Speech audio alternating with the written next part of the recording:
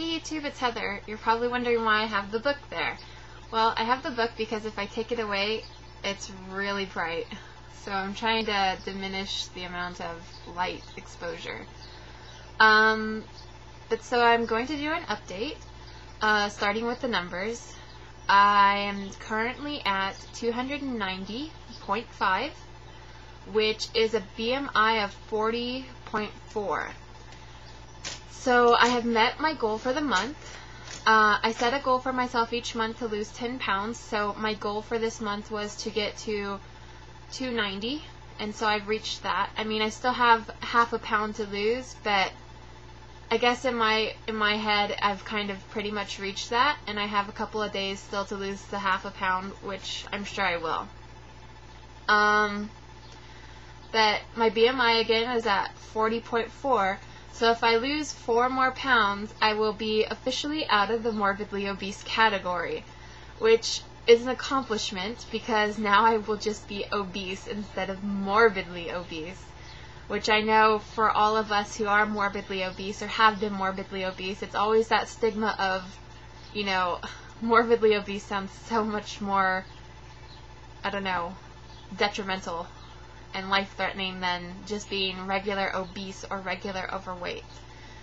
So slowly but surely I am losing the weight. I have been really busy with school, and I've been busy with other activities that I've been participating in. One of them that I wanted to talk about was last weekend I signed up for the American Heart Association Heart Start Walk, and it's a 5K walk, or 3.13 miles, and so me and my mom signed up and we completed that, and so this is the hat I got from it. It says Heart Walk, and there's the pins. But that was really fun. Oh, now I have hat hair. But it was really fun, and me and my mom have made a commitment together that this year we are going to try and participate in more walks and marathons, not necessarily to run them, but just to complete them and have that, you know, achievement under our belts and accomplishments that we have, you know, been in marathons. So that's a goal of my mom and I. And also, another thing is, yesterday, my mom and I decided to go kayaking. Since we own one kayak and my older sister owns another, we decided that we loaded up both of them and we launched them at the bay, and we kayaked across the entire bay. It took us like 45 minutes to get across one way, going against the current, and then 20 minutes coming back. And I gotta tell you, like halfway through while we were going against the current, I was thinking, oh, we've taken on too much, you know, this is too big of a challenge. But I mean, after completing it, and you know, it was just so exhilarating, and you know, I just felt, I don't know, so alive to have been able to do it. I used to kayak all the time with my mom, but it was like as I had gained more weight, I was less inclined to go out and do healthy activities, and so it was just fun. It was a good day.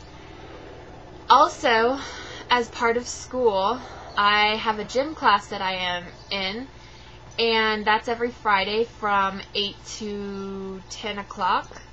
So it's a 2-hour class, and we always start off with like a 15-minute warm-up, whether that be on a treadmill or the stationary bike. And so then after that we do a circuit where we go from stationary bike to machinery to stationary bike to machinery. And so that lasts however long it takes us to complete the circuit. And so I really like that and I enjoy it because I don't have the machinery at home, or the weight machinery at home to do that. But I do have the stationary bike, so I really like going to the Friday gym class to be able to work out and do strength training as opposed to just cardio. An off-scale accomplishment for me in terms of that is when I first started out on the treadmill, I wanted to test myself to see how long I could run. And at first I could only run for like 30 seconds before I started huffing and wheezing and, you know, puffing and gasping for air. But now it's like I can go up to 2 minutes, which for me is an accomplishment, and I'm going to keep on testing myself to see, you know, how far and how long I can run.